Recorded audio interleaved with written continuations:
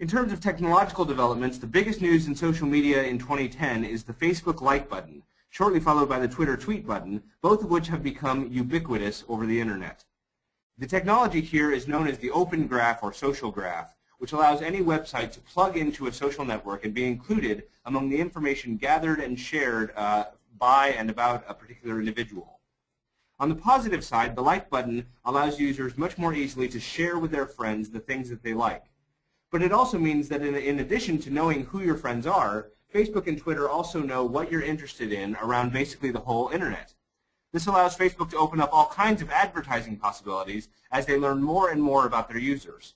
In 2011, look for Facebook to open up new advertising criteria for their Facebook ads as they gather more and more information. Finally, the like button, because it so quickly became a standard, was just one of the many ways that Facebook dominated the social media world in 2010. As you've heard me say over and over again, many sites tried to make themselves a bit more like Facebook this year. Facebookification was all the rage in 2010 and probably will continue to be so in 2011. When it comes to social media and marketing, we could point to several examples of great campaigns, but my favorite for the year is still the Old Spice Guy Responses video campaign in July. One thing that was unique about this campaign, as opposed to most other popular campaigns, is that this one was hosted entirely over social media. There were no TV commercials associated with it, nothing on the Old Spice website to particularly announce it, none of that.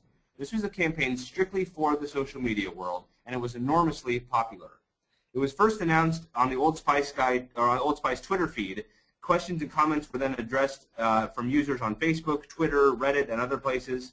And the videos were incredibly popular on YouTube for several weeks after the campaign. From a marketing perspective, the Old Spice Guy Video Responses campaign showed how effective a social media campaign can be, with the Old Spice brand getting a boost, Old Spice sales rising and for certain products more than doubling, and the Old Spice stock turn around its decline. All thanks to one ridiculously handsome man, as he called himself, some great writers and producers, a spot-on social media concept, and then the power of social reach. One big development we saw in 2010 was location-based social networks becoming popular. These networks allow people to check in at various locations, including events, favorite businesses and restaurants, and so on. Foursquare, originally a popular service, was sort of overshadowed in mid-August when Facebook came out with its own location-based software, which you've heard me talk about, Facebook Places. Facebook then took the location-based game one step further and introduced Facebook Deals, which allows companies to offer you a coupon or discount as soon as you check in at their location. All of this happened while Groupon was becoming a popular location-based deals program. Social media learned in 2010 what realtors have been saying for decades. It's location, location, location. In October, we saw the power of social media and feedback when Gap changed its logo and earned some of its customers' scorn. It introduced this new logo shown on the right, and the outcry on Facebook and Twitter was huge. At first, the Gap stood by their new logo, and Marka Hansen, president of Gap North America, wrote a defense and explanation of the new logo. But the power of social media prevailed, and Gap changed its mind. A few days later, Gap switched back to its traditional logo shown on the left here. And Marka Hansen wrote in a statement, "At Gap brand, our customers have always come first. We've been listening to and watching all of the comments this past week. We heard them say over and over again that they are passionate about our blue box logo and they want it back. So we've made the decision to do just that. We will bring it back across all channels." So the Gap logo fiasco really illustrated the power of customer feedback through social media. So that's our look back at 2010. And now let's look forward at 2011 and see what developments in social media we might expect to see in the year to come. I started to look back at 2010 with philanthropy, so let's start there for 2011 too. A new site called Jumo is a social network based on connecting you with the causes you care most about. Jumo was started by Chris Hughes, one of the original developers of Facebook, who left Facebook specifically to begin this philanthropy-based site. There are still a lot of questions about how helpful social media will be for philanthropy, and whether the generation most plugged into social media will use it to give. But in 2011, I think we can expect to see philanthropy become a bigger part of people's social networks, as people not only share their likes with each other, but also start to tell each other about which organizations they care most about and want their friends to support.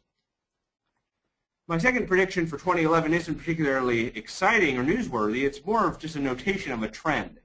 Facebook hit 500 million users early on in 2010 and then surpassed 550 million later on in the year.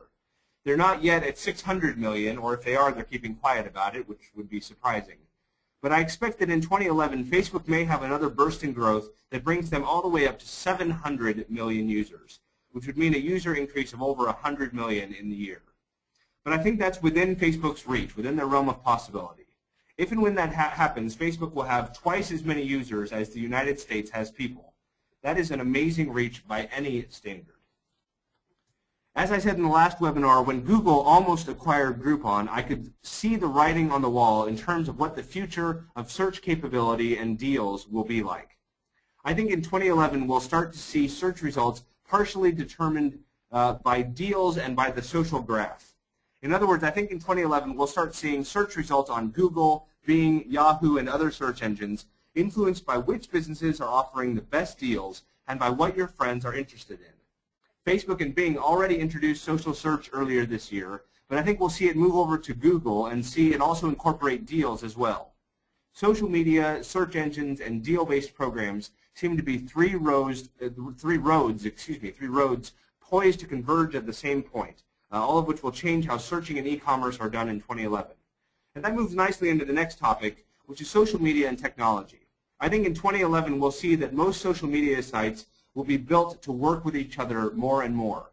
As well-known social media strategist Jay Baer says, soon we'll be able to send an email just to customers that clicked a particular bit.ly link on Twitter. We'll be able to send a Facebook status message just to customers who visited a particular page on our LinkedIn profile. By combining what we know about our customers and prospects and friends across multiple social media locations, we'll end up with a centralized view of each of our connections. This will finally give us the ability in a meaningful way to segment our social communication. Social media will become targetable. And part of what Baer is describing here is the ability of various different social networks to interface with each other and share at least certain bits of information. Soon I think we'll see Facebook incorporating your LinkedIn profile, for instance, so you might have something like a Facebook professional page that lists your resume. I think we'll see iTunes Ping get a little more popular and start working with other social media sites as well, so that you can share your iTunes purchases on Facebook and Twitter. Social media companies seem to be realizing that it is in their best interest to learn how to play together nicely, and we'll see more of that in 2011. Of course, as all of that happens, some social media sites will fall by the wayside. I think there's a very good chance we'll see Digg, the news sharing site, close its virtual doors in 2011. Digg has encountered all sorts of problems among users disenchanted with Digg's communication, its redesign, its functionality, its reliability, and more. I think we could be saying goodbye to Digg in 2011. Along with Digg, MySpace may go. MySpace has lost popularity greatly in just the last 2 or 3 years. I saw a great graph the other day that showed that in March 2008, MySpace had more regular users than Facebook, but ever since then, MySpace's user number has been a straight line or has slowly decreased, and Facebook's has just soared. MySpace has redesigned itself this year to look a bit more like Facebook, and then recently announced that they would be letting MySpace users log into MySpace through Facebook, and then easily import Facebook information into their MySpace profiles and so on. To my eye, this looks like MySpace is slowly giving up the fight to be a social media contender, and so we may see it go away in 2011. And finally, Foursquare. We here at Pivot, I told you about that conversation that we had over lunch on Monday about social media, and one other part of the conversation was that our senior marketing consultant, Eric Desher, my brother, said he thinks Facebook can create any technology it wants to compete with other sites, and it will eat them up because of the enormous reach that Facebook already enjoys. I think he may be right about that, and I think that Foursquare, faced with the competition of Facebook Places and Facebook Deals, may be another victim of Facebook's dominance. We'll keep our eyes on these and let you know what happens, but I do think there's a reasonable chance that in 2011 we may be saying goodbye to Digg, MySpace, and Foursquare. Now maybe this is stating the obvious, but I think in 2011 privacy in social media will still be the #1 user issue, as it was in 2010. Social media networks, and Facebook in particular, are getting wiser about how they handle user privacy, but there will be more bumps in the road in the next year. Especially as new technologies are introduced, social networks will have to think carefully about privacy and what information does or doesn't get shared. In 2011, expect something to come up that will cause users to raise a big stink about privacy. And in the end, expect those users to keep on using social media just as much as before. Privacy in social media has become something like the lack of trunk space in a Porsche. It's the annoying problem that you learn to deal with and live with because it's worth the trade-off of getting to use a great product. Occasionally, it becomes a big problem. How, after all, do you get your Christmas tree home in your Porsche? But usually it's sort of in the back of your mind without much thought given to it until it becomes a problem. But privacy issues will definitely still be with us in 2011. An article I read recently, and I'm sorry I don't remember where it was, said that in 2011 companies will no longer be able to say no to social media. Particularly among our telecommunications clients, we've noticed that the percentage of companies using social media is about 50%. If this article is right, and I think it may be, in 2011, most of those companies who haven't yet gotten into social media will realize it's truly not going away, so it's time to go ahead and jump in with both feet. As 2010 has unfolded, I've seen various surveys that ask a very similar question. They ask companies if they're planning to create a social media presence soon. And that percentage has gone up and up throughout 2010. More and more companies are planning to get into social media, and I think 2011 will be that turning point where companies realize that they can't ignore social media anymore. To that end, let me remind you that you're all welcome to this 1-month free trial of Pivot Posts. That's sort of where the end of my predictions for 2011 is. But I do want to remind you about the service we have. And now I do want to go ahead and take some questions if you have any about what I've said about what's happened in 2010 or what's coming down the pike possibly in 2011. Let me just look at a couple of questions we have here. One question is, do you think Facebook will ever introduce a dislike button? I talked about the like button that came. I know the question continues, I know Firefox tried something like it, but it didn't catch on. Is it too pessimistic for social media? I actually think that question is, the end of it is exactly right. I do think, I don't think Facebook will ever introduce a dislike button because I do think that Facebook would argue that that is too pessimistic for what they're trying to create. If people don't like something, they comment on it and they say it, or or they ignore it, or they send a person a message about it.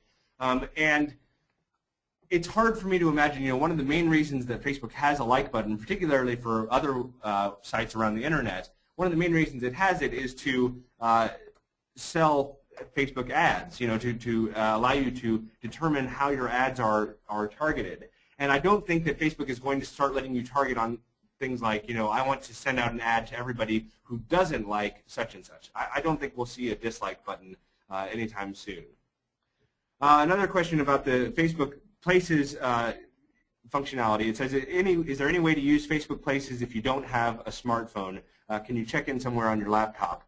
Not at this point. Right now, Facebook Places is still only smartphone-based. And actually, I don't think we're going to see Facebook Places become, this is just a guess. Given what I think Facebook is trying to do with Facebook Places, where it really is a mobile phenomenon, I really don't think they're going to introduce it for people who are just using Facebook on a laptop or a desktop or something like that. So I think that's it. I don't see any other questions. Thank you for joining us for today's webinar. As always, the slides will be available on our Facebook page in just a little while here. And the video will be up there as well after a day or two. You can also register for our next Straight Talk webinar there. The next Straight Talk on Social Media webinar will be Friday, January 7th.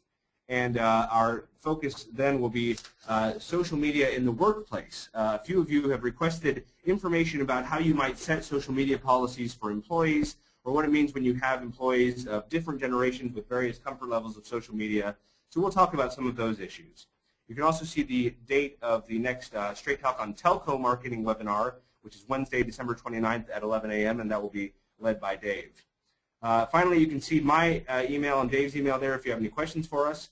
Otherwise, that's all for today. Thank you so much. Remember to keep your media social and your talk straight, and have a wonderful holiday. Thanks.